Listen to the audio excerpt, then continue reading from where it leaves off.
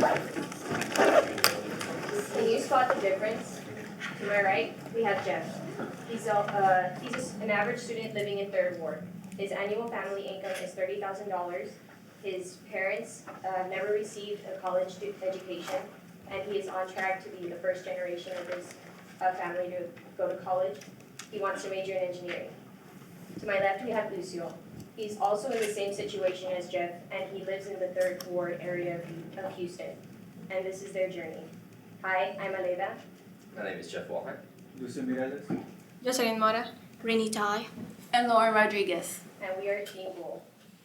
Hiring is a major problem in many companies in Houston. According to the Houston Chronicle, the African American and Hispanic dropout rate increases dramatically, and only a group of students goes on to college. If this situation is not addressed, Houston risks of having a swelling, uneducated population that could undermine city's economic future. We wanted to look into a small neighborhood in Houston called Third Ward. Third Ward is known to be a relatively poor community region inside Houston. Out of 55 residents, 45% do not have a high school diploma. Taking into consideration the location of two large universities within the area, we believe the lack of education should not be a problem to those who would like to be involved in education success, regardless of their barriers such as poverty, crimes, and even the lack of parental support for many families. There are two high schools within the Third Ward area, Jack Gates Public High School and the Beakey High School of Health Professions. They are both Title I schools, but with major differences. Within 4 years, Yates has had a 17% increase in the amount of economically disadvantaged students attending. Only 57% of graduates enroll in college within 1 year. The Beakey, however, had a 4% decrease in economically disadvantaged students. 92.5% enroll in college. Low-income students living in Third Ward don't attend schools that ensure college success without some sort of focus such as health. This presents us to our challenge.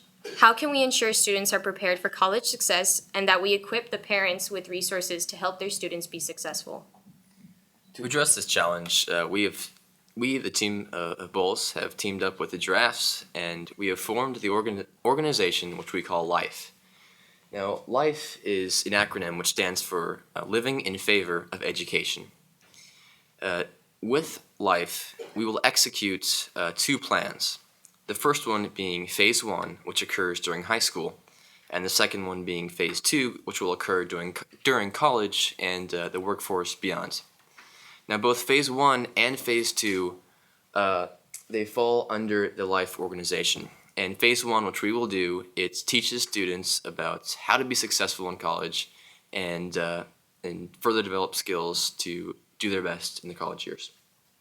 During Phase 1, we will ideally begin with incoming 9th graders, but any grades from high school are welcome.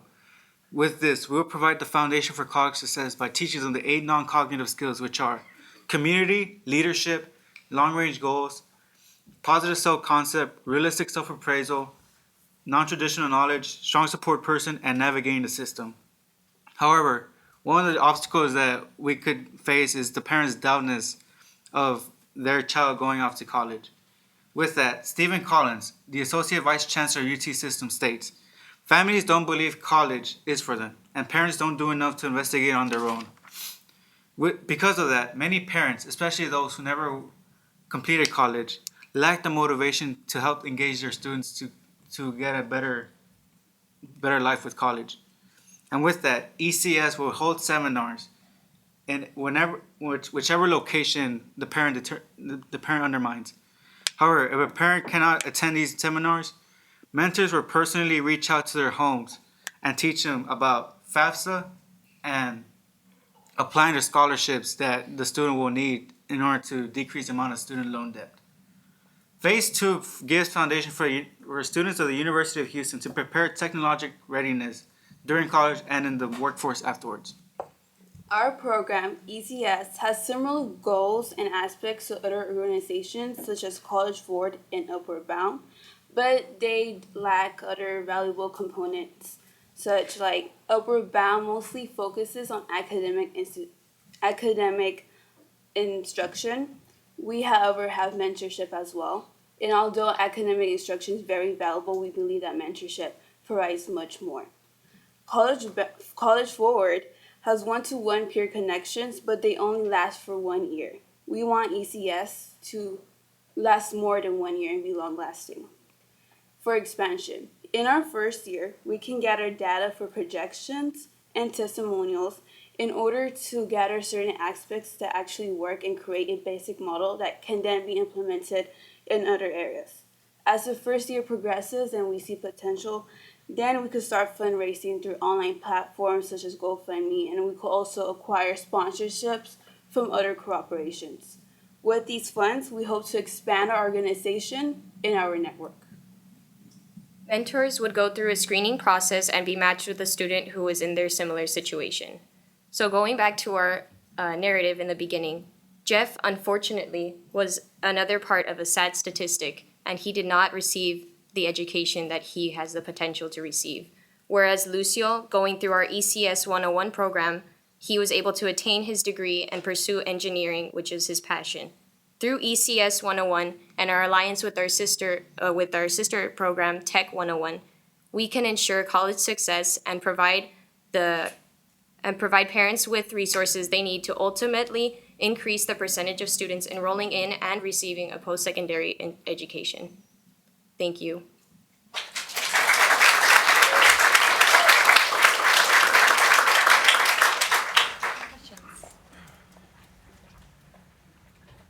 How are you guys going to promote this program? If you cover that. Yeah, there's various means we're going to promote it, and one mean we were thinking is using email to communicate with both parents and high school students. And when we were thinking about this, we realized that not all parents may have access to email on the internet. So that way we plan on also using posters that we can put up in schools and other various forms of communication, even word of mouth, that high school students can spread to other students to tell them how effective this program is. And then anybody else can add. Considering that Third Ward is actually a very poor community, we do not expect the parents to be technology literate. And so what we're going to be doing is we're going to be bringing the resources to them. So we're getting the universities that are within Houston, because Houston has lots of access to many different universities that are very close by Third Ward, and we would have the mentors go to them. How do you keep in touch with, how do you keep the students connected after, like, let's say, do they have to go to school in Houston in this area to go to college? Like, how are the mentors staying connected with them for the college phase? During the college phase, we were actually going to test it out within that region and see if that region were to actually implement it and it would actually be, I guess, successful. And so with Tech 101, they would take over. We gave them the foundation so that way the college success would be ensured. And Tech 101 would be the pilot program, so that way we could hopefully be able to expand it to other communities that are outside of the Houston area.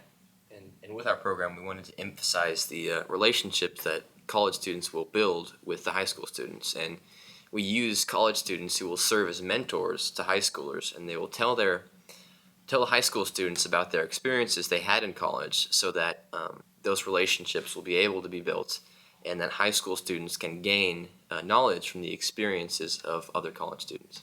And we also consider that they would not be, what if they were to actually go outside of Houston's borders?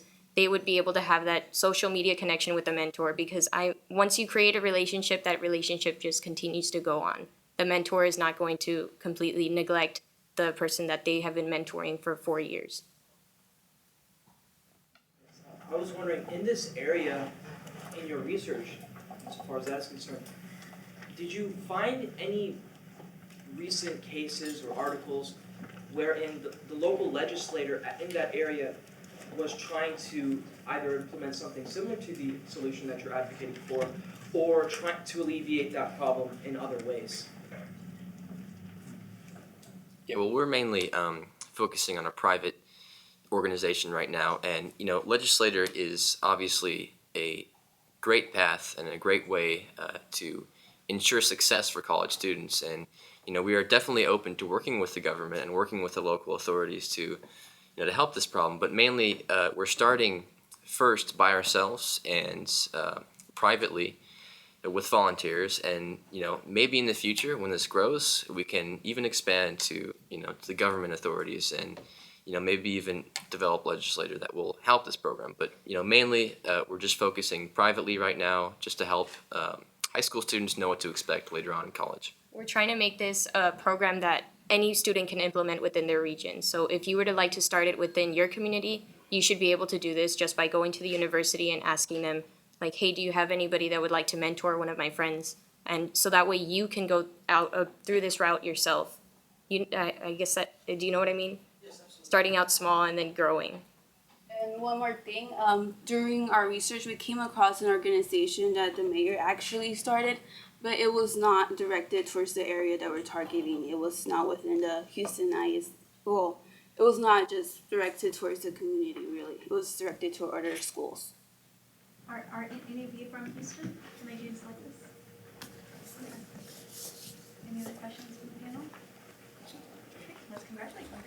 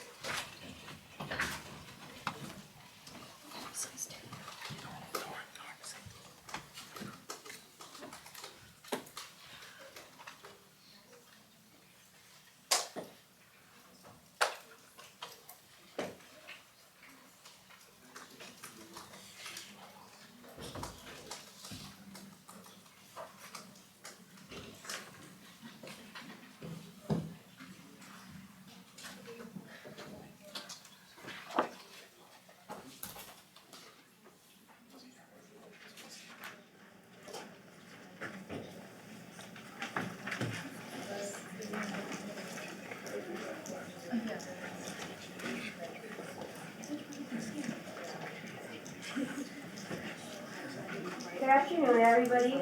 First of all, I'd like to thank our guests for taking the time to be here and collaborating with us, and also to everybody who's patiently waiting and listening, hopefully.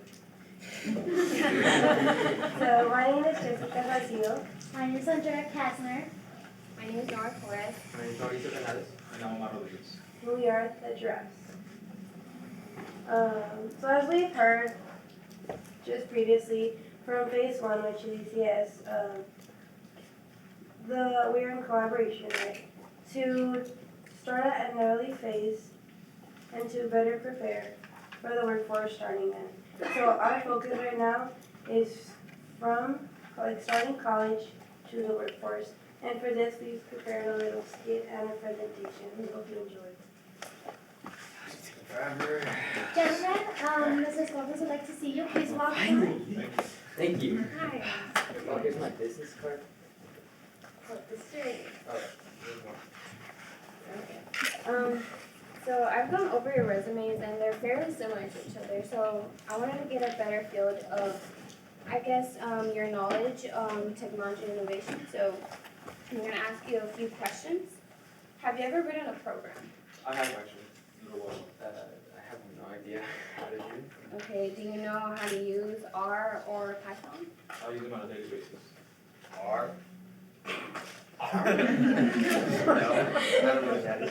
Okay, every time I will let you know. Thank you so much. Actually, could you stay for a while? Yes. I think that your qualifications and the knowledge that you have acquired over the years is great, and I think you would be a great fit for the job. Thank you so much. I just wanted to ask, did you go through a program or something that helped you? Yes, I did. I went through Tech 101.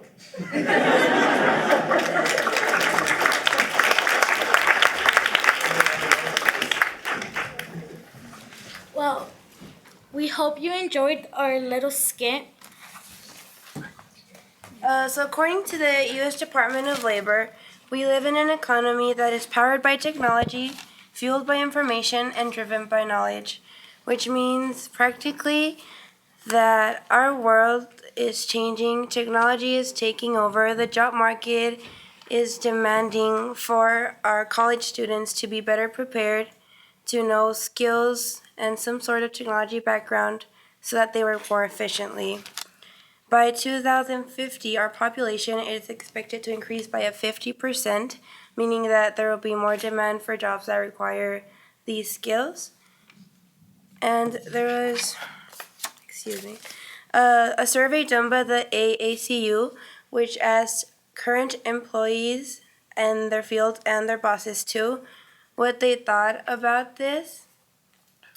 59% of them came to an agreement that most college students are unprepared and that they would like for college to provide extracurriculars or something to guide them through. Our partnership with ECS is part of a bigger program called LIFE, Living in Favor of Education. ECS is phase 1, as you heard, which primarily focuses on freshman and sophomore years in high school. Their main goal is to get them prepared for college. Phase 2 is our domain, Tech 101, which consists of getting them successfully through college, more specifically the University of Houston, and ensuring great job opportunities after graduation. Regarding our question, we have observed that there are current solutions implemented in the college settings already that consist of iClickers being used in classrooms, live capture classes, submitting homework online, and being able to access your grades online as well through programs like Canvas. But unlike any of these solutions, what differentiates Tech 101 from all of these is that we focus on approaching incoming freshmen, college students directly, and providing a hands-on experience with professionals from a variety of fields to acquire necessary technology skills that transcend into the competitive job market that exists now. So our solution was to create a program that would incorporate the skills needed in the workforce while using technology. So for example, we would incorporate the communication skills with emails using computers, adaptability with new emerging technology. But to actually start the program, we would first create a board of directors, which would be us, and each year we would elect new ones so that new ideas come in to hopefully expand this to other universities. And how we contact these people? So everything would be volunteer work. So we would call professionals.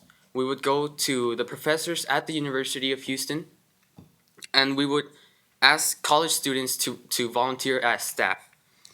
We would advertise around the school and actually create a website that would have a layout of the program.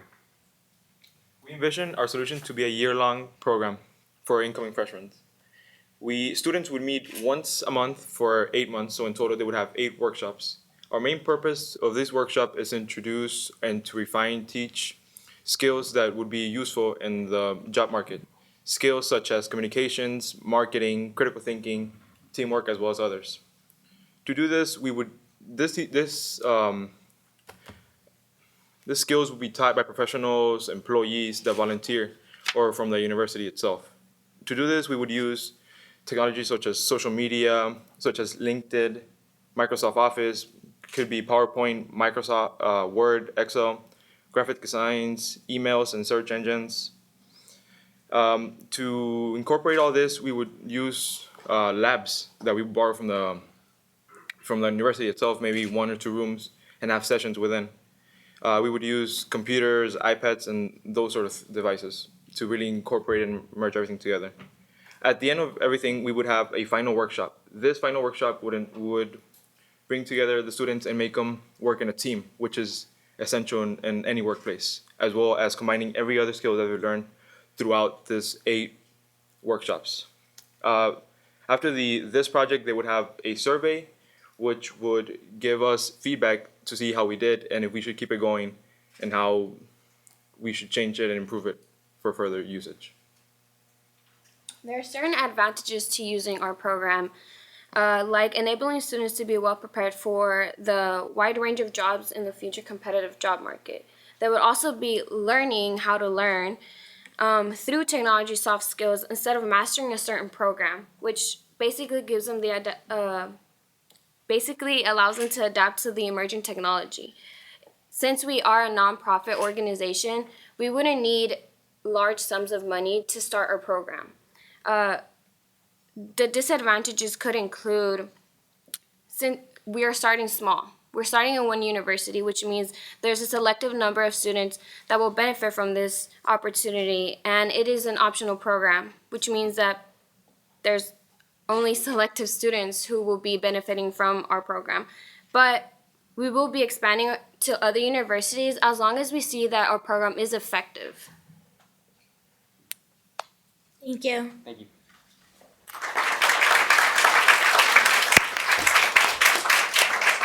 And we will now be open to any questions you guys have. So you said you would survey the students at the end to see how they thought of it. But do you have plans to reach out to employers down the line to see, because if it's really trying to assess whether or not they're ready for the workplace, would you need that piece of it, and how would you go about that? An important piece of our program is that the people who are teaching these workshops are professionals in current fields or professors. So we're teaching them to network, and they will provide, with that relationship that they acquire, like we are expecting them to, once they go into the workforce, to perhaps collaborate with them. So we are also like taking in like the information that they give us after each workshop and in the future, because we will be like tracking our program over several years. So that would be talking to those certain like professionals that our students go into and getting their information whether or not they were successful. Is there a limit on the number of students who can participate? Like, how big is this allowable for? Well, the thing is, it's directed towards them, and it's whoever wants to join. It's self-initiative for them. It's if they want to do better in the job fields, they do it themselves. Say if we have a small group of students, then it's okay. If we have a large group of students, it's okay as well. We just have to get more professionals or employees, more rooms. The only difficulty per se is the amount of rooms, the amount of teachers we can actually get. Other than that, everything else self-initiative from the students and commitment. How would you be determining what all you're teaching in these seminars? Are you consulting with people on that? For the different, we're teaching communication, marketing, critical thinking, teamwork, and some other ones that were up here. They're themes. And to teach these themes, we would use them through through different technologies such as Microsoft Office and social medias. There was the schedule here for one of them, the following one. Could you go to the following one? You can't really see it, but here's a theme. The theme is critical thinking, and then we have the guest, or whoever's teaching the class would be Professor 1, 2, or 3. And then the room, it's a sample. It's a room 201, 203, 202, and 203, and then the activity, which that the group would be doing, because it's divided in several groups, so they won't be all together and have more ability to interact. One of them would use Word, the other one would use PowerPoint, the other one would use Excel. And then that's like a sample one. For each of the themes, which is 8 of them, we would use different technologies to incorporate it.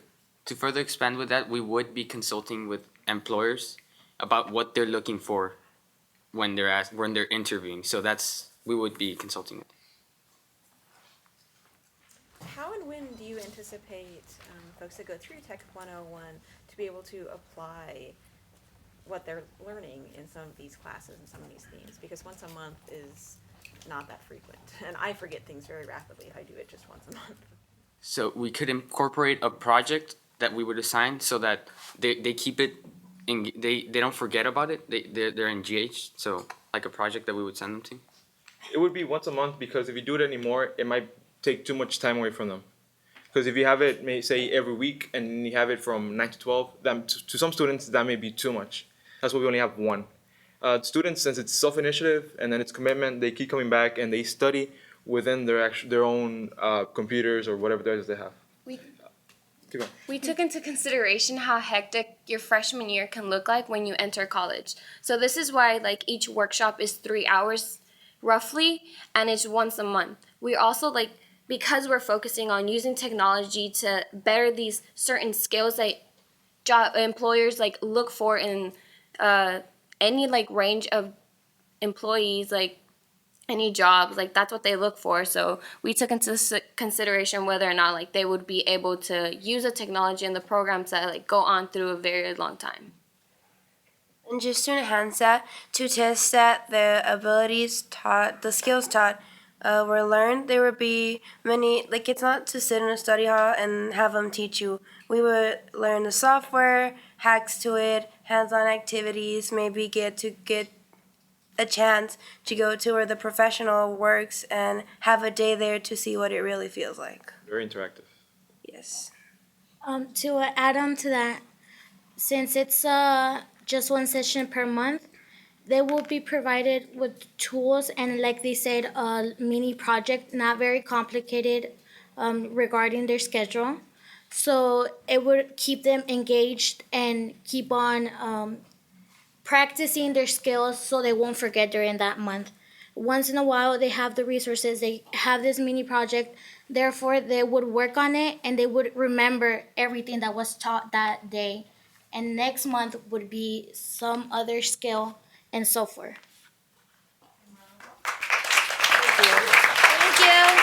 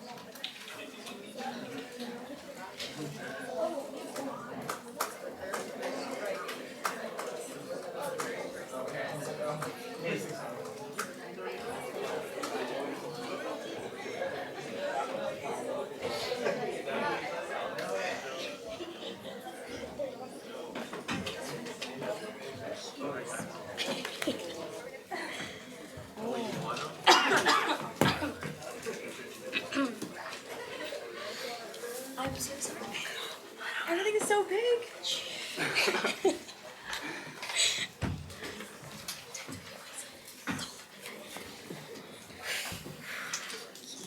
Good afternoon, everybody. We are Team Kangaroos, and our challenge is how to increase awareness about organ donation and how to increase the number of people registered to be organ donors. According to DonateLife.net, there are over 123,000 people currently waiting for an organ transplant.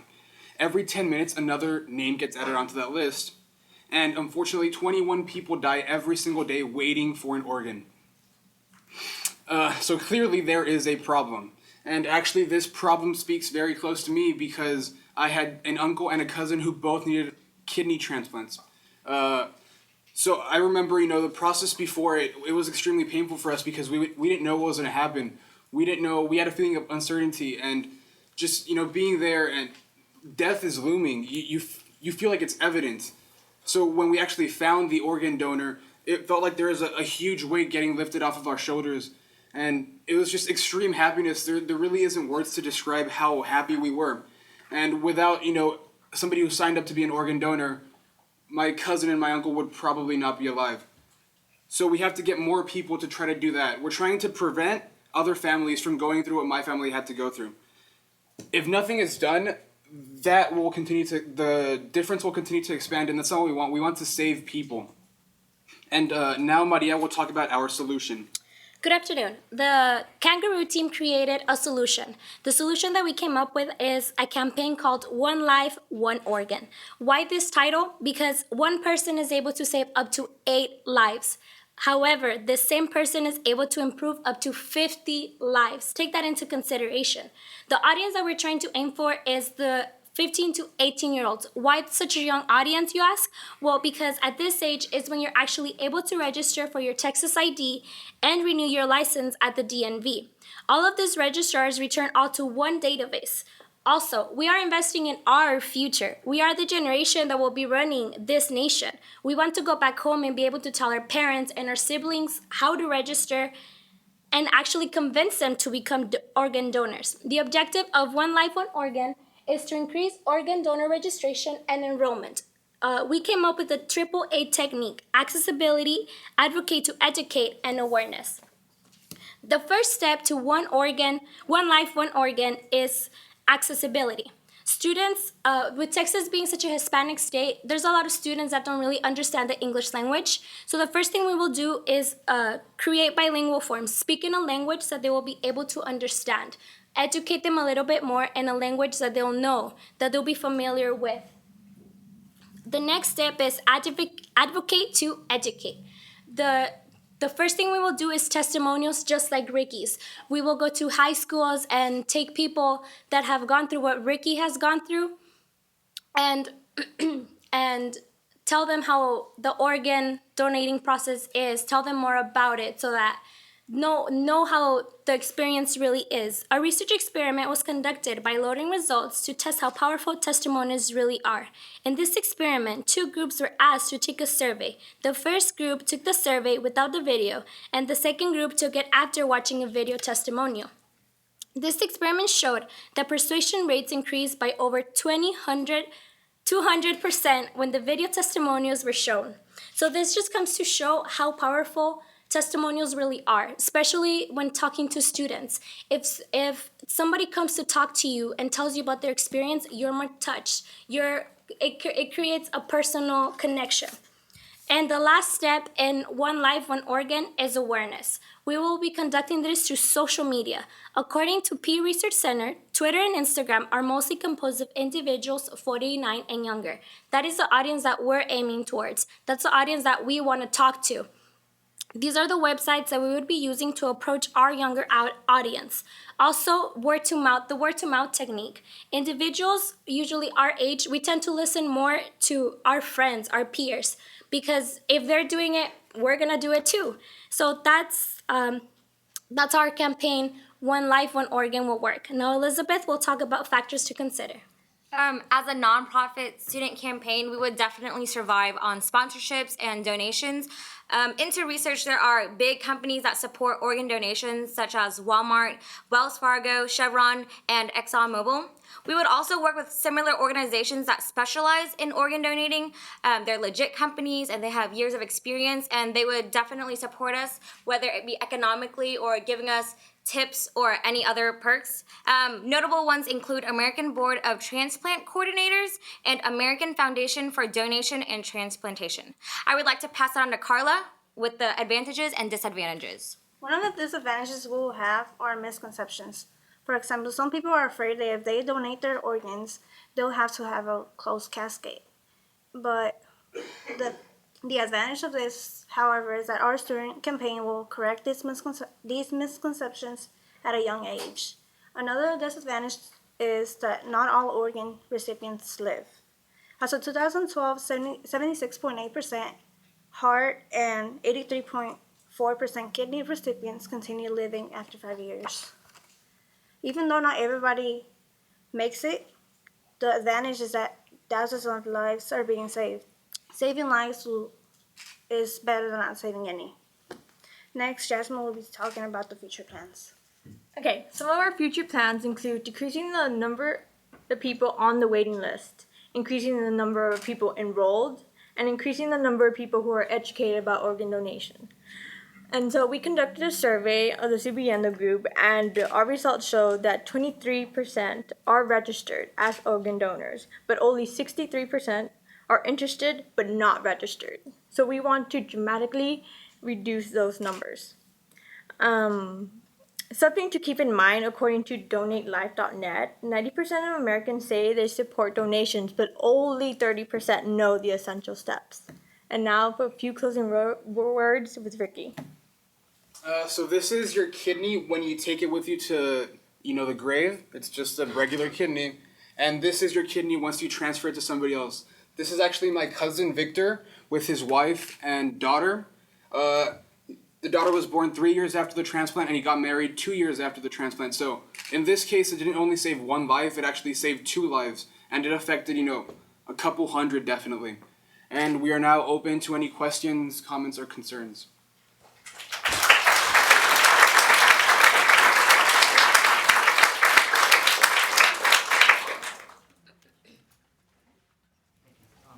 I read a little bit about this issue of organ donation, especially especially in America, insofar as our organ donation rates are critically low, based on the statistics. And an interesting argument against organ donation, unfortunately, is this more philosophic, ethics-based notion, is that when you take the organ of a person who is deceased or who is still living but can, function without that organ, you're desecrating that body. That is the school of thought that those proponents of that ideology believe in. And I was wondering what your thoughts, and this is open to all of you in the panel, what are your thoughts to that end about taking something from the body and what that means, what the implications of that are? I actually believe that it's more than anything a charitable, kind of a donation that you do once you have passed away. Because you will not be needed that organ anymore, but somebody else definitely does. So instead of being a desecration to that body, I feel like it's your last chance to kind of make an impact on the world. And clearly you can impact more than one life with a single, organ donation. So yeah, it's more of a charitable act instead of a desecration to the human body, in my opinion. There's misconceptions and there's also beliefs. Some people, they know the facts, but they have their own beliefs, like you said. And I'm not gonna single anybody out, but we knew one particular person who were against it, and we asked them how do you why not pro organ donor? And obviously there are gonna be people who are against it, but the majority of people who are against it, the list of misconceptions they go on. It's like what she said, and there's also they're afraid of that doctors won't save them if they know that they are organ donors. And I mean, ultimately, saving lives is better than not saving any lives. So you guys have to keep that in mind. Just to add a little bit to that, we also see it as, yeah, you'll be decomposing your body or however you want to say it, but even after you're dead, you will still be living here. Even if it's just a little a little sparkle of you will still be here living with someone else. You're not dead. I mean, you are still living here. You have given now a new opportunity to live to someone else. So that's pretty much it. I just have a curious question about registering to be an organ donor. Do you choose what organs you would like to give away, or do they just take is it just what they need? Well, the easiest way is just when you're either getting your Texas ID or registering for a license. You can also register online, but that one's a little bit more difficult, I guess. But yeah, it's just you just check it off yes or no, and if you say yes, you don't get to choose, but you just know that everything will go either to medical research or to a person who is needing one. If it's not able to be donated because of your health conditions or something like that, it'll be used for medical research. But everything gets used. You don't, I guess, waste any organs. Normally when you go to a funeral home, everything is just taken out and thrown away. So at least this way, you're actually helping other people survive. Because, they're going to be thrown away anyway, so might as well, donate them to somebody. Y'all have a really compelling argument for being pro-donor, and it's great. But can you go back to where you're getting more people to sign up? How are you doing that again? How are we expanding the people to sign up? That is the solution part. So we have the AAA strategy, which Maria can expand on. So we have the AAA technique, which is accessible, advocate, and awareness. Like I mentioned before, we would actually go to those, instead of them coming to us, we would go to them. We talked about when bringing in the testimonies, we talked about actually providing the students with the technology and telling them, here's the website. If you cannot go to go renew your license or to get to your Texas ID, if it's too far for whatever reason, we will actually bring the technology to them. And that's where talking to our sponsors would come in and bring in either tablets or have a day where we would just have a setup where we can actually help them sign up. It's not a hard process. They're just basic questions. Is it at the school? Yes. Okay. So we would obviously, of course, talk to the principal and go through all that basic stuff. Yeah, I had personal experience with that because a person actually came to speak in one of my classes about organ donation and why it's so important. and he gave us the website to go on our free time because he obviously can't force us to do it. And then he gave us an example of the paper that we would have to fill out, and it's just information about your age, your like the only key aspect of it that you have to know is the last 4 digits of your social security number. But everything else, it's just informational stuff about yourself. So having speakers go there will definitely increase the number of people signing up, because in my experience, every single student actually took the paper that he was giving us. It was all voluntary based. Like, you could go and take it, or you could just be like, oh no, I don't want it. Every single person took it, and then you would bring it in with your parent's signature, and she would give it back to the speaker. Our teacher would give it back to the speaker, and he would make sure that you were registered as an organ donor. So, having those kinds of things will definitely increase the number of people who know about it and who are educated about it and who will sign up for it.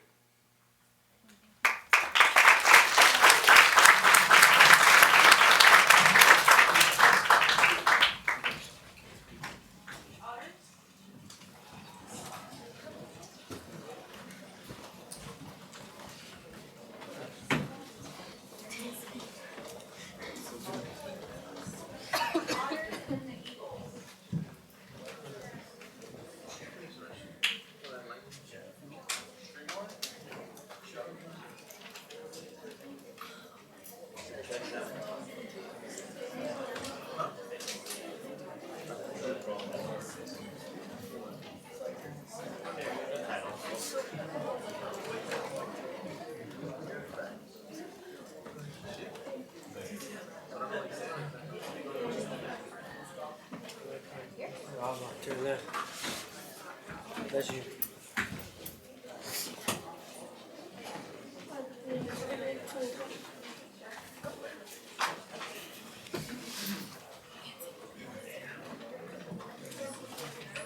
Just kidding. Oh gosh.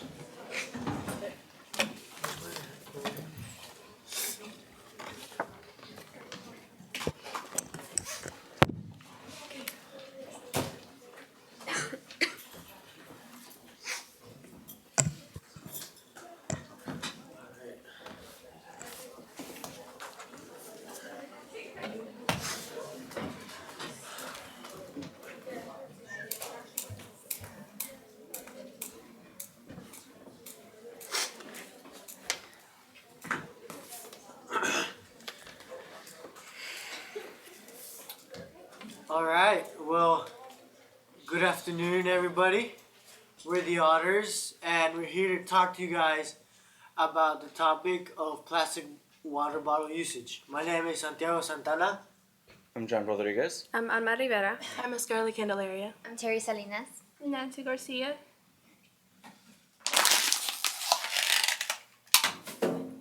Okay. Good afternoon, ladies and gentlemen. Let me ask you, how many of you have done exactly what I just did within the past few days? Thrown away a plastic bottle without refilling it or recycling it? That's a lot of you, let me tell you. And let me tell you this. You have just contributed to a high percentage that says 50% of plastics end up in landfills without ever being used again. And this is becoming a big problem because Texas has about 60 years left within its current landfills. And while Texas does have a lot of space to make new landfills, I don't feel right destroying the natural landscape to make mountains of trash. And I don't know how you feel about leaving that for your future children or the children you already have. Plastic waste also accumulates in the environment, harming the ecosystem. And this issue is affecting everyone and everything because we share this world, and it's our responsibility to make sure it stays healthy. And plastic bottles do play a pivotal role in this because they can take up to 700 years to degrade, just like any other plastic. And they are taking up this space that we could use for something else. And only about 20% of plastic bottles gets recycled. In other words, 1 out of 5. These plastic bottles are made with harmful chemicals such as BPA and PET.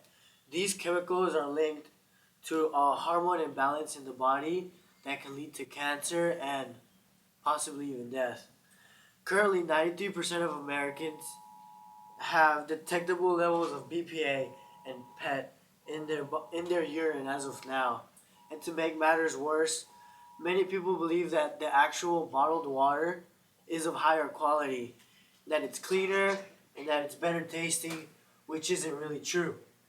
In the U.S., bottled water is regulated by the FDA, and they have weekly tests on and they have weekly tests and checks for additives to the water, and they don't necessarily check for the quality of the water.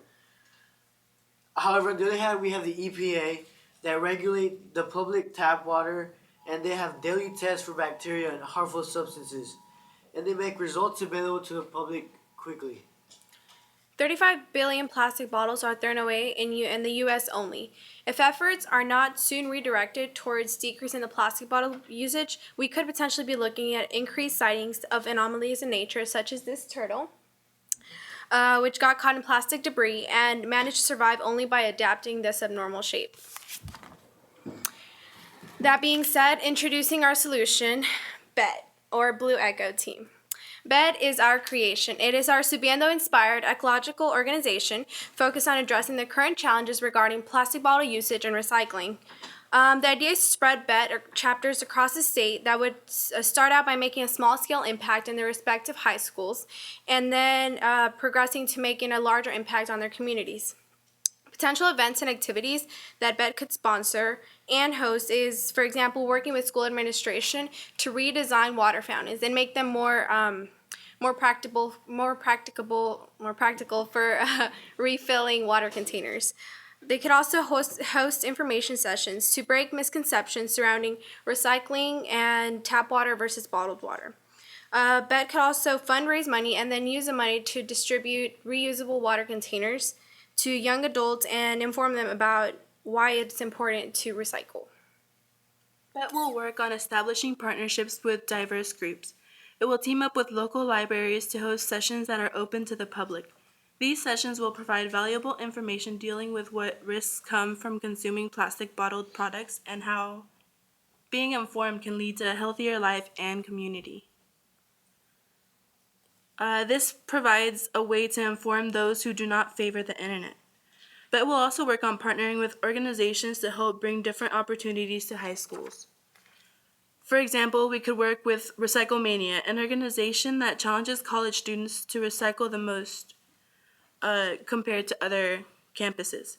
Partnering with Recyclemania could introduce this concept to high schools and boost recycle rates. So here's a step-by-step rundown as to how we want to put the plan into action. So first, as mentioned before, we want to make a Facebook page. And second, we're going to plant the idea of BET with all of y'all, the 73 students here at Subiendo. Thirdly, we're going to start small chapters within our respective high schools once we go back home and once school starts. Fourth, we are going to recruit members such as family and friends and have them post their progress on the Facebook page that we've made. And then fifth, we want to gain sponsorships and support from local organizations because without support, BET would just be an idea. We strongly believe that BET can benefit not just our community, but could also make a long-term impact to our state and nation. We will mainly focus on the younger generations because most of their time they are spent at school and they have more access to recycling bins and water fountains, and they could influence their parents and family members who do not have a direct access to BET online. Not only this, but we could also have another simplistic approach in which we would work at public facilities that do not really would not really put an upfront cost with people that are willing to work with us. This is not for profit. This is just to increase awareness and help our environment and improve our health. So we really would like to work with people and start making a difference. So, in conclusion, we really motivate you guys to start using reusable water bottles. And it's not like they gave us one on the first day of Subiendo, right? These reusable water bottles are safe and cheap, and who doesn't like more money in their pocket, right? That in actuality, the past 4 days, we calculated that as a Subiendo, as a program, we have saved at least $200 by refilling those water bottles at the beginning of the program until now, today. Now, we encourage you guys it's your turn to join BED online and to go back home and start these groups, these programs at your schools and help us and help the world become a better place and become better known about this problem that we have going on. Thank you for your time, and now we open up the floor for any questions.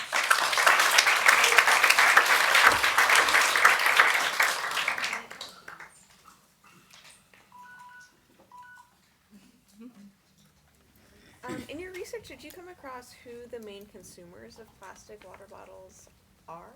Okay, so we did have initially that idea to kind of profile water bottle usage, and that turned out to be really difficult because it varied across whether you were an athlete and you consumed water and Gatorade, or whether you were College student with a reusable bottle, or one without access to a water fountain.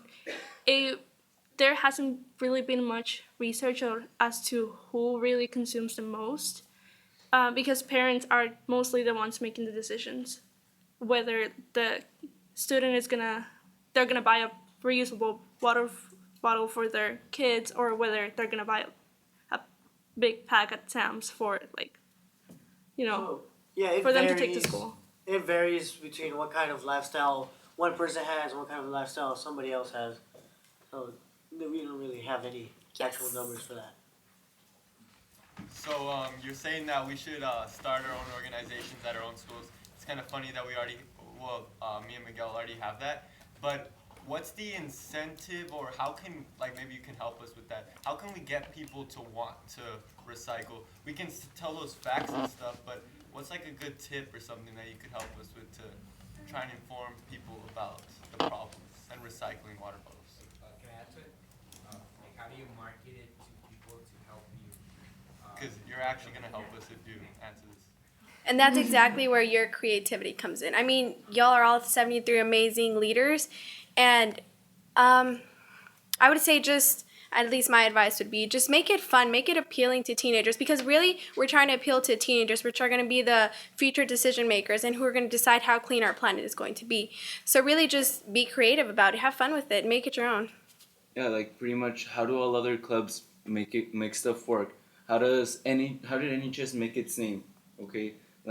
It's nationally known, but really, what do they do besides community service and make themselves be present and want people to come, So that's pretty much what the Green Team and BET wants to be, make it fun for people and make them think that, this can make an impact and they're gonna want to be in it. Get it into them that they can change the world with every single action that they do, and they will want to be a part of it. We're not gonna lie to you, it is gonna be difficult at first. You have to keep in mind that there's other clubs, so you're gonna have competition in high school. You also have to take into consideration parents, their permission for all of these activities that you might want to do with the high school. So yeah, just keep that in mind. But other than that, we're great leaders, so you can do almost anything.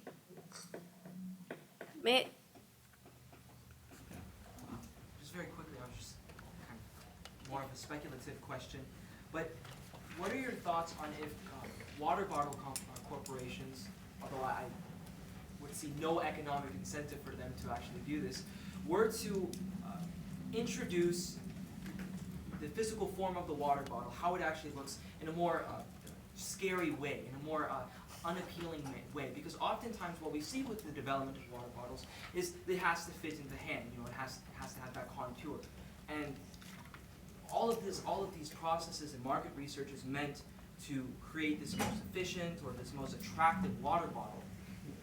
We can even see with the advertisements of the label about how it has this aquafina and has this natural aesthetic to it, which if you look into the fallacy of nature, people tend to want to have nature and believe in the wholeness and goodness of nature. And so I was wondering, what do you think, insofar as the design aspect is concerned, how we actually make the physical label or the bottle itself, how can we discourage consumers to buy water bottles?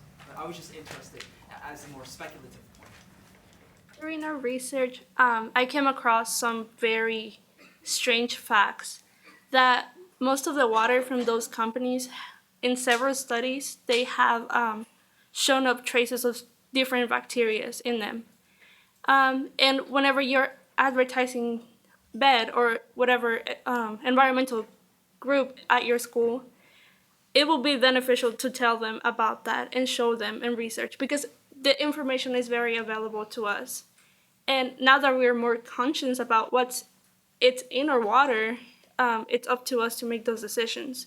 And we are the ones consuming the plastic bottles. The companies are only responding to the demand. So if we're demanding a lot of bottled waters, they're gonna make more and more. But if we slowly decrease the consumption, it has to decrease. It's up to us. Exactly, and just kind of following up on what she said, there's no practical way that we're going to have the influence to tell these companies like to change their design, or it's just not practical. So what we can say is do like Nancy, like inform people that it's not better than tap water. It's not any better than tap water.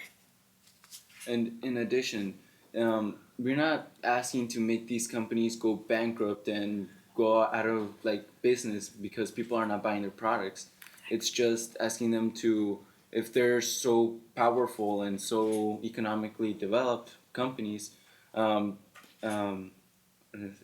use their money to fund research for other materials that can be used for their products. You know, stop using plastic and find a new type of material that could be similar to plastic, but it degrades back into its carbon compounds, unlike plastic, which just keeps on being plastic no matter how long you leave it there. So they could use their money to research stuff like that, and they'll be good. And that's what Blue Eco Group is.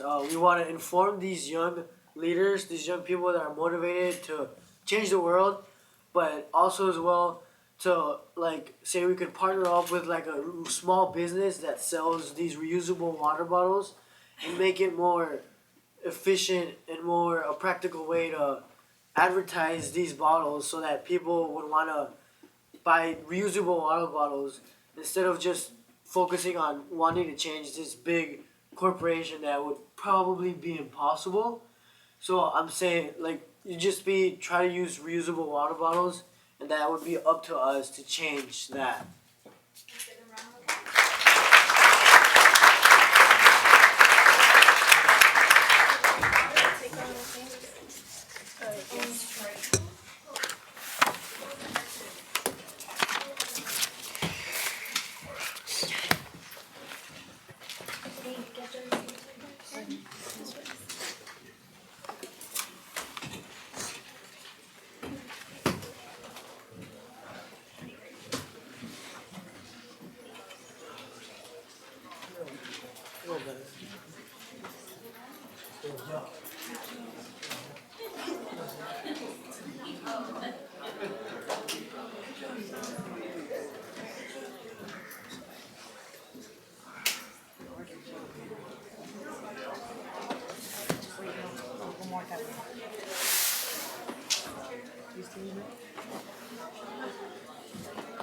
I don't think this one works. Yeah, it doesn't work now. I go here. Scoot one. Wait, scoot one over that way? Because that one doesn't work. Oh. So scoot one that way. Okay, putting it like that. That. Oh, yes.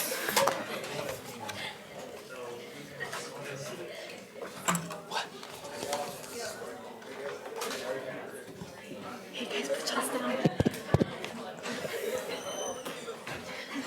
Yeah, she really good.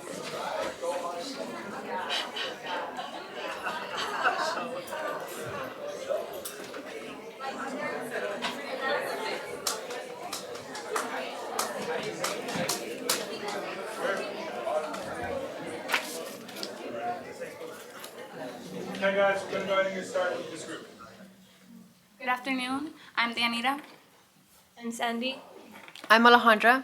Claudio. I'm Alma. And I'm Carlos Escobedo. Our challenge was educate families on being wise consumers of healthcare. Our central question was, how can we train young adults and their families to become health literate? 2 days ago, we surveyed not only Subiendo students, but also Subiendo team leaders. Displayed here are the results we received. We know that everyone participating in this academy has strong literacy skills. However, with these results, we exhibited that more than half of us do not have a strong sense of what health literacy is. Health literacy is more than just a person's ability to read and write. It includes an individual's ability to obtain understanding of basic health information and services needed to make appropriate health decisions. With that being said, 9 out of 10 students lack health literacy skills. In addition, 12% of adults in the United States are proficient in health literacy. The lack of health literacy knowledge amongst young adults and adults depends on circumstances they are involved in. For example, the public has various language barriers and cultural differences that they can't surpass. One of these language barriers is medical terminology. Not everyone is educated on medical terms used in the health industry to communicate. Referring to the survey we gave Subiendo participants, 68% felt that they didn't understand medical terminology. And when you don't understand medical terminology, it can lead to miscommunication in the health industry. What these barriers negatively affect are people's ability to navigate the healthcare system, share personal information with providers who need it, the engagement in self-care and chronic disease management, and understand mathematical concepts such as probability and risk. Without knowledge of health literacy, people cannot understand lifestyle factors such as diet and exercise and various health outcomes. Okay, so our intended audience is actually the youth of Texas because they're capable of getting educated and sharing along their peers. Another audience would be community leaders because they can help an organization grow and be successful. So to create a solution, we must consider some factors. So as Sandy mentioned earlier, Texas has many obstacles because we're a very diverse state. But there are resources like the Texas Health and Human Resources, which is an existing source that can help inform people about health literacy. Some potential sources that need to be considered would be federal grants, hospitals, and people willing to donate money for the cause. Some partnerships that we can establish as well can be the Center for Disease Control, also known as CDC, and the Illuminate program. So we came up with a solution as a non-profitable organization established in Austin, and this organization will be called Actify. Actify will help people get literate in healthcare. So basically, Actify will consist of workshops, seminars, and health publicity. Example of workshops will be self-care, betting out forms, and communication skills. Because if you know how to communicate with your doctor, you won't leave the office confused. Seminars will have keynote speakers. Health publicity can have ads and billboards for people to be aware that health literacy, you must know health literacy because it's a problem. To help make Actify possible, we are partnering up with 1 out of 2 groups. One of them is Fitify from the Subiendo Raccoon group. The partnerships will make our program sustainable because they will provide the volunteers and we will provide the training they need. Though that is not the only program that promotes or provides anything related to health, such as the program My MedFacts from the Subiendo Goats group, would need people to attend workshops to understand the content they need, they are provided. With these partnerships formed, our goal would be to make our program known all over Texas and later on globally so it can last long. Unlike as seen in the survey earlier, many people do not know about Healthy People 2010, which was an awareness program that promoted healthy challenges. With this program, the disadvantages will be language and culture. When we're talking about language, we don't mean the language we use to communicate with one another, but the language we use to communicate with our doctors. The language that he's communicating with us, you're having this kind of surgery because you have this kind of problem. The language he uses to you when he's prescribing your medication and why and how it's gonna help you get better in the community. the communication that that you have with your regular doctors. The culture is because many of us are deep intact with our roots and knowledge and views. We don't like to change those that much because we think our ways are good. Also, with the disadvantage come with advantages. Our program will have many languages, so because Texas has a variety of many languages, depending on where you come from, it'll be free to the public, so everybody can come and find out what health literacy is and be more knowledgeable of it. Like I said earlier, we'll have workshops and be able to see, and we also be more easy for the public and the people to know about the problem because it's in their community and they understand why it's easy for them. Okay, so as he mentioned, there are disadvantages, but the advantages are greater, I believe. And these advantages will also help benefit Texas, and not just Texas, but other communities that are in Texas. I mean, we're gonna use workshops. Those workshops will give information that will later on avoid misusage of medications. We will help them so that they won't be so ignorant when it comes to medical terminology. We will also have health and nutrition seminars. Those seminars will also help to decrease the obesity rate in Texas because we will actually help them so that they can know how to carry on a healthy life. We would have flyers, pamphlets, and posters that will also reduce the death rate. Over 7,000 deaths are caused by misconceptions over medications, malpractices, misunderstood prescriptions. We can decrease that by giving the people the information that they need so we can avoid this. The speakers at the seminars that we will invite to come will also advise the citizens of how to save money for unnecessary medications. Over $70 billion are wasted yearly because many people do not use their health literacy skills efficiently. IDFI's goal is to expand all over Texas by having different chapters or campaigns go out through Texas to update communities and develop a program called Houtify, which consists of online modules that will train people globally, which will be totally free in different languages. Actify will have an outcome such as educating people about how antibiotics works.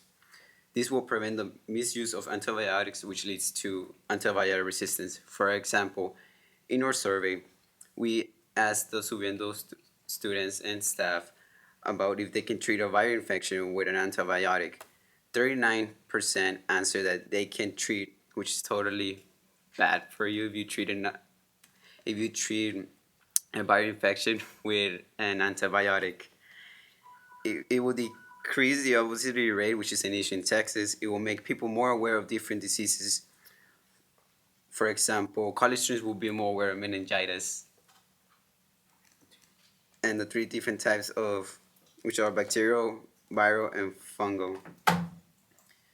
And it will improve the health of every individual around the world, especially for the U.S. citizens. Improve the health of individuals will increase their life expectancy. Okay, sorry. This concludes our presentation. Thank you for your time, and we will now be open to answer your questions.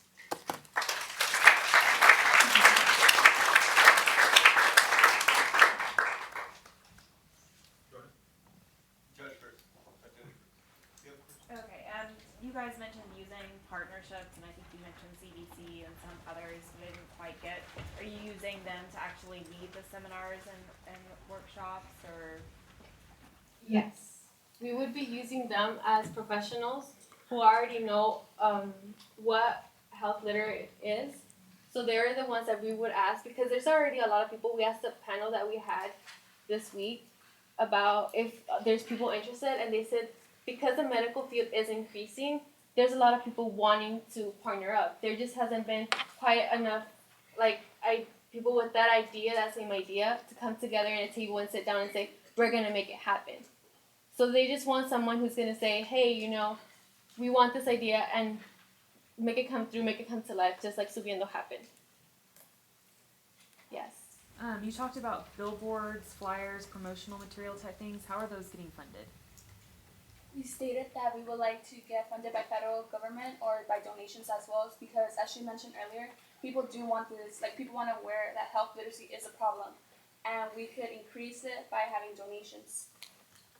Yes. Okay. So, your target audience is teenagers, right? The youth.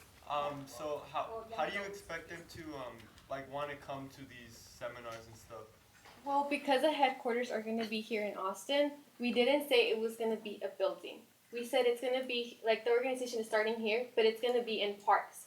Because whenever there's, like, a carnival or festival, people come. So the workshops are actually, like, available to public for everybody to come. And, like, it would be... It really attracts the people. You go, there's a bunch of people over there, and you're like, oh, I want to go see what's going on. So you actually go, and once you're there, usually it will capture your attention, and that's how we plan to recruit a lot of people. As I mentioned too, that it'll be free to the public. So who doesn't like free? But do you think you'll be able to like actually teach people if it's so much fun and there's so many people actual medical terminology that you have to go to college for? Are you focusing on like middle school people or like? Well, health in general, health literacy you're talking about, and your main point was like reading the prescriptions and stuff. That's really hard to understand through. The young adults also include college people, and college like students also want to help. Like they want to know. For example, the meningitis.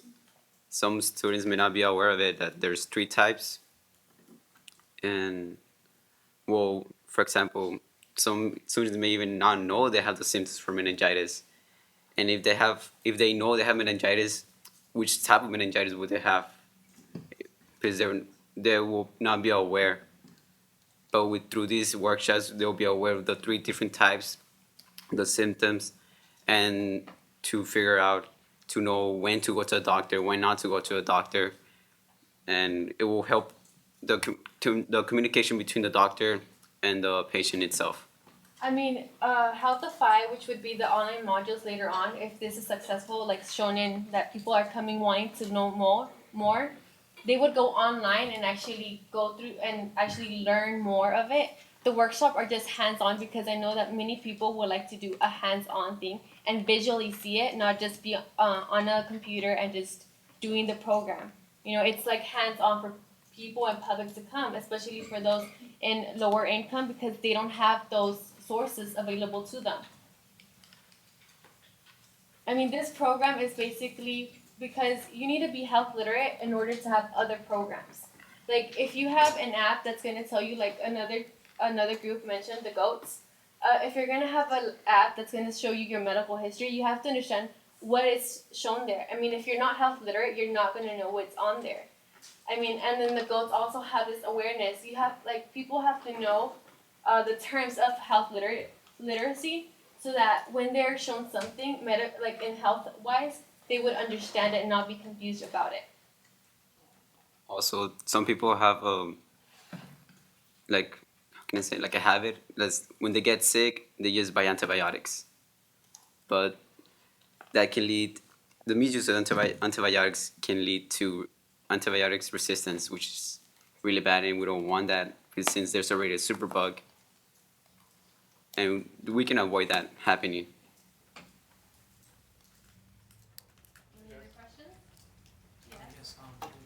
To expand on the issue of antibiotic resistance, often a huge factor in that problem is that, and I'll use the example of the pharmaceutical companies.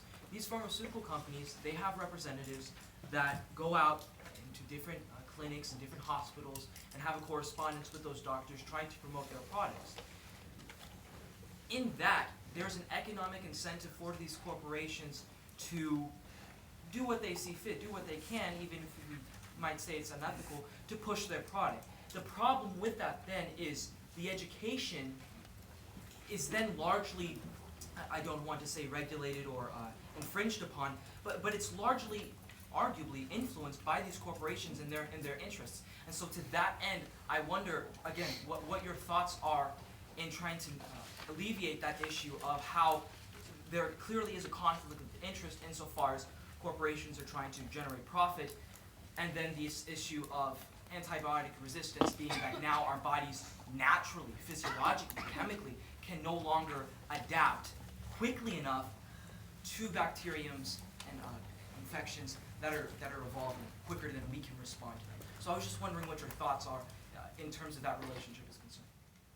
Well, how the big bug, the superbug is created is because you start a treatment. The doctor prescribes you, let's say, a pill, and it says that you're supposed to take it for 7 days.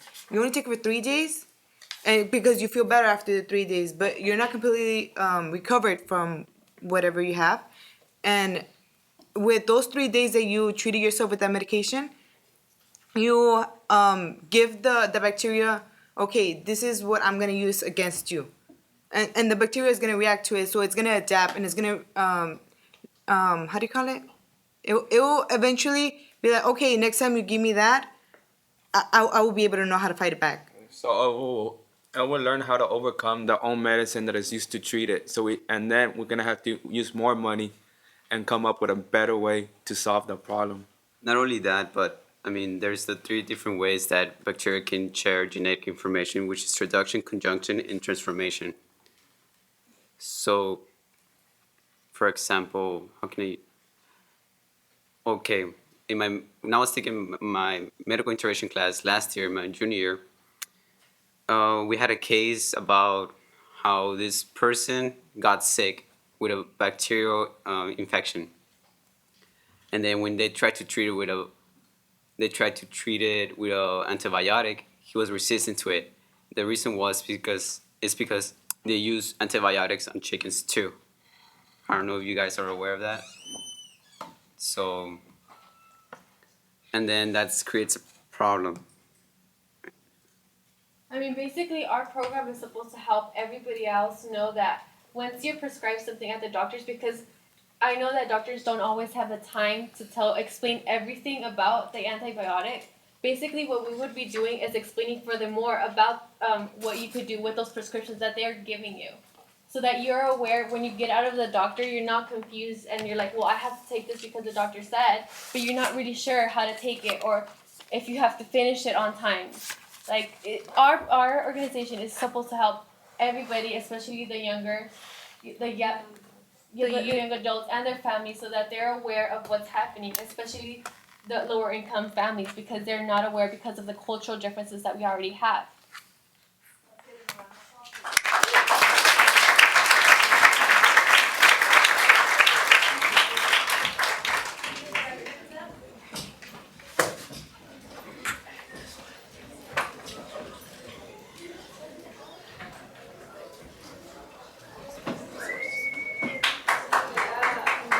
Yeah.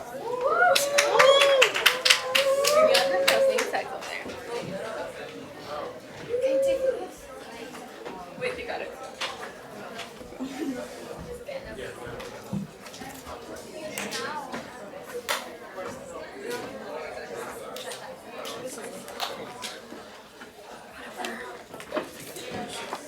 It's really warm.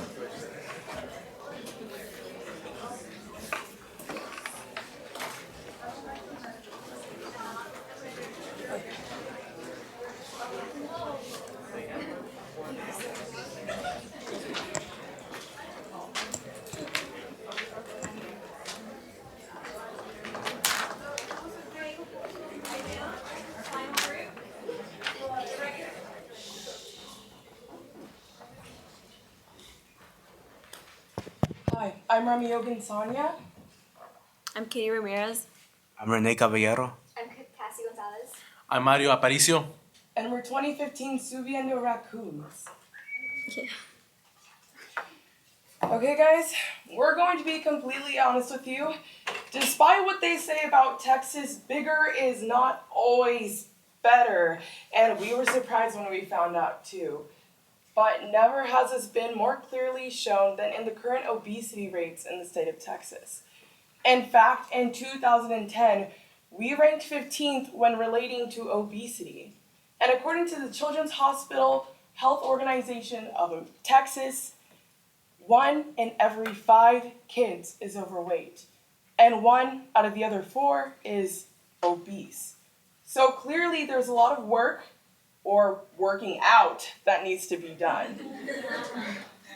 Here, we introduce Fitify, an organization that allows us to bring this physical education needs to urban communities and less advantaged areas. All right, so what are we going to be talking about today? We're going to be talking about how to raise physical activities to reduce obesity.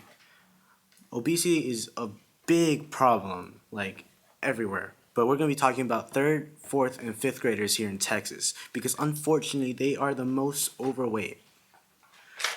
And also there's 5,400,000 people that are overweight here in Texas. Also, there are 3,600,000 people that are obese. And we will find that if we reduce our obesity, we will have a healthier society. So like I said, we're going to be talking about 3rd, 4th, and 5th graders today. So BMI, which is short for body mass index, is a person's weight divided in kilograms divided by their height in meters. Doctors use this to determine which weight class you will be considered. In action, people tend not to be as active as they were when they were younger. Lack of exercise causes type 2 diabetes or coronary heart disease. This leads to a less productive society and an unhealthy generation. Solution. We were considering to set standards for coaches and for the physical education class, but we found some complications around that. And also, we wanted to have this program during the school year, but there's a lot of paperwork, which is other complications. So we decided to host this program after school. So we decided to make a nonprofit organization, and it's an after-school program for 3rd, 4th, and 5th graders, and they will be taught by certified high school students. This would be the most effective solution because it's sustainable and effective. A similar program to ours is the CATCH program. CATCH stands for Coordinated Approach to Child Health, which is connected to UT School of Public Health.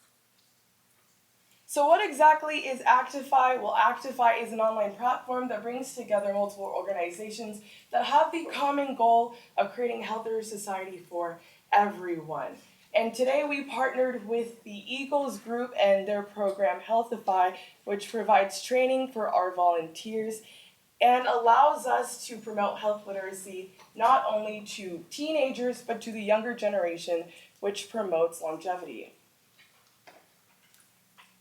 The modules that Healthify will be providing consist of 2 major groups, diets and exercise.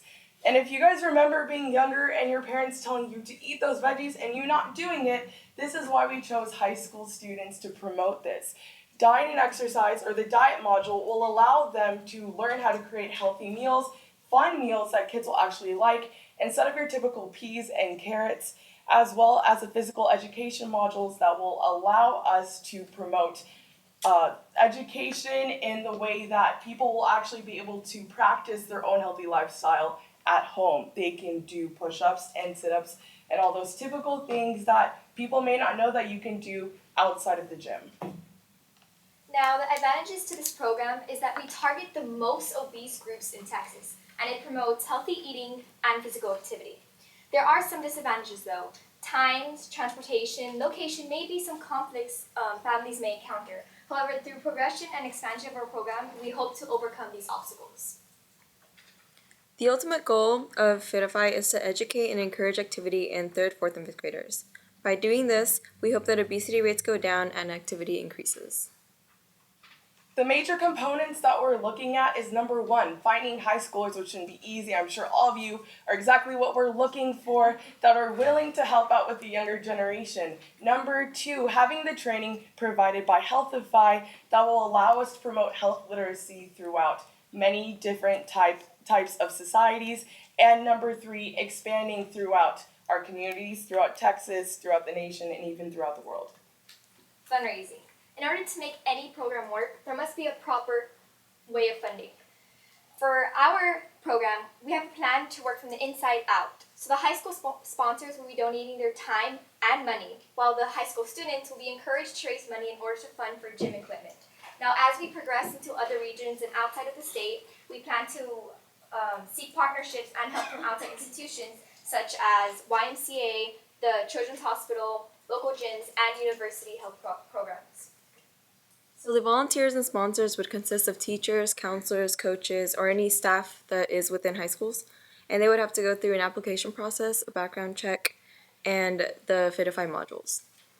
So high school students will also have to go through a background check just to be safe with everyone, and we'll also have to go through Fitify. We will have to go through all the modules to be sure that you know what you're talking about, okay? And like for the students will have their futures, they want to go into education or coaching or something because they want to be able to promote physical education. Now, feasibility. Our program will be feasible through executing proper funding, finding hardworking, determined volunteers such as you guys, and establishing an effective way to educate children. Location. We will start this program and have our headquarters here in Austin, Texas. We hope to influence other cities such as Dallas, Houston, and San Antonio. After that, we will expand across the country and then also expand worldwide. All right, what are we planning to get out of this? We're planning to increase our physical activity and eating healthy because we want to have a more healthy lifestyle for our society in the future. And if we're successful for the first year, we plan to expand to like other cities, other states, and eventually other countries. And to evaluate how we're doing, we're going to have a weigh-in in the beginning and a weigh-in at the end of our program. We can compare the weights and see how it's been doing. And also we will have a survey for the students and staff to take to tell us what we can do better to help them. So thank you guys so much for listening. I know it's been a long day, but please remember to stay fit with Fitify. And do you guys have any questions?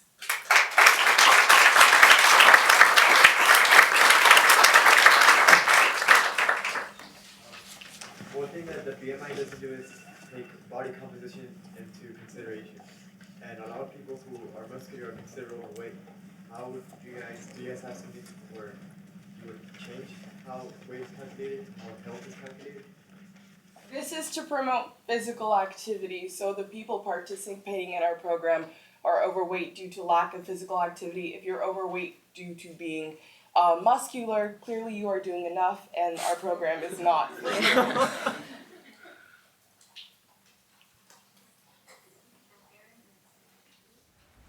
You guys said this is after school, right? That they would participate after school. How would you deal with transportation issues since at this age, you know, the kids are having to, I mean, their parents are picking them up, and if they had to stay after, have you thought about that at all? Yes, we've thought about that before because we wanted to do it during the school year, but high school and then elementary schools, when they end, they vary. So we're as partnering up with YMCAs or recreational centers. They have programs where they take those kids and transport them to the recreation center, so they'll have that free transportation. I have two questions. One really small, and you might think it's funny, but what's the difference between obese and overweight?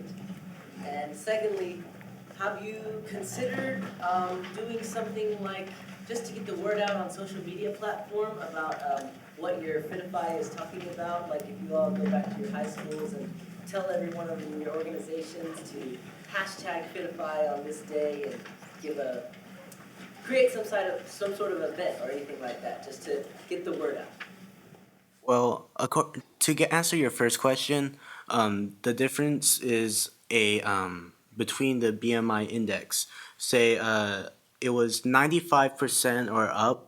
Wait, no, the 95 percentile or up is considered obese if you have that much body mass index according to the BMI. And for overweight, it's 81% to 94%. And to answer your second question, obviously today kids don't need encouragement to post stuff on the internet, and we don't want to discourage people who don't have access to social media, as rare as it is, in these more disadvantaged communities from participating because they feel like it's something that they can't show to their friends. Yes, Santi. Alright, since Feedify is more of like a program, would you guys encourage, so this is the people would have to work out themselves, or would they work out at school? And if so, would you guys hire professional trainers or have coaches come in and help you guys out? Okay, so essentially we're gonna, through the program, through Fitify and partnering with the Eagles, they're gonna be trained, high school students are gonna be trained so they know exactly what kind of exercises and what things they should be teaching to the students, to the elementary students. It's gonna be high school students. And they have the freedom to practice this. This program is to give them the tools so that they can do it at home and practice a healthy lifestyle. And I also don't think 3rd, 4th, and 5th graders need professional trainers to like push them as hard as they would a regular person.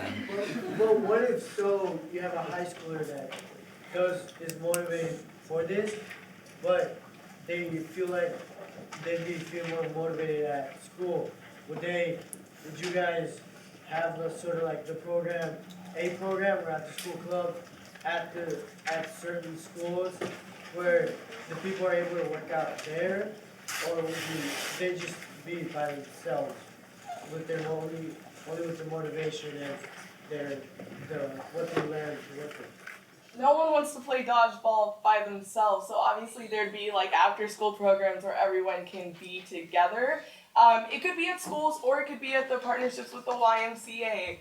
We're not going to force a kid to play by themselves. It's not quite the best way to go about it. But obviously there are PE classes offered at elementary schools that pretty much most of us have gone through. So this is just something that they can add on to encourage them even more to practice a healthy lifestyle, even after they finish their PE class. Is it a short question? Yes. Okay. So you said your target was mainly obese 3rd and 4th graders, and do you have any special exercise at the beginning since they don't have enough strength or condition to do all those push-ups, all those sit-ups? Are you gonna build up their condition first? You're gonna ease it down, and how are you gonna encourage them to not give up? That's a very good question. So we're going to have different levels of exercise. We don't want to start someone out doing 30 minutes on a treadmill every day if they can hardly walk, obviously. So it's just starting, building up those little exercises. We have those defined, but because it changes from school to school what is available, that definitely depends on what the high schooler has learned. They're going to be given the tools to educate the kids with the resources they have. So the exercises will in fact vary. And as far as motivation, the definition of this program is to motivate people to be healthy. So everything that we do is not just telling you to exercise, it's telling you to exercise, spread it throughout your community, and please continue doing it because we want to make the world a better place.